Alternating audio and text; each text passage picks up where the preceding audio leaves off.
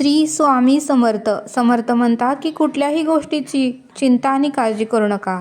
समर्थ म्हणतात की कुठल्याही गोष्टीचं चिंता आणि काळजी करू नका. बऱ्याच गोष्टी आपल्या हातात नसतात. बऱ्याच गोष्टी आपल्या हातात नसतात असं समर्थांनी आपल्याला ते सांगितलं. आणि म्हणून समर्थ म्हणतात की जन्म आणि मृत्यू हा आपल्या हातात नाही. उन्हाळा आणि पावसाळा हाही आपल्या हातात नाही. ऊन आणि सावली हेही आपल्या हातात नाही. त्यामुळे समर्थ म्हणतात की आपल्या हातात नाही त्या घटना घडणारच. आपल्या हातात जे नाही त्या घटना घडणारच. त्यामुळे समर्थ म्हणतात की त्या घटना कोणीही रोखू शकत नाही.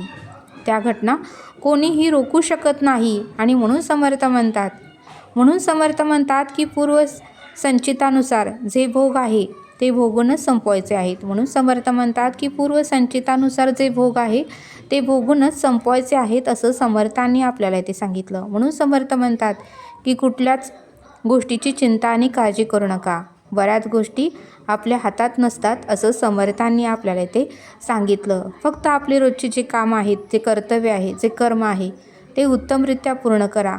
वर्तमान काळ जर चोख असेल तर भविष्याची काळजी करू नका. भविष्य हा तुमचा उत्तमच असणार आहे असं समर्थांनी आपल्याला ते सांगितलं. श्री स्वामी समर्थ.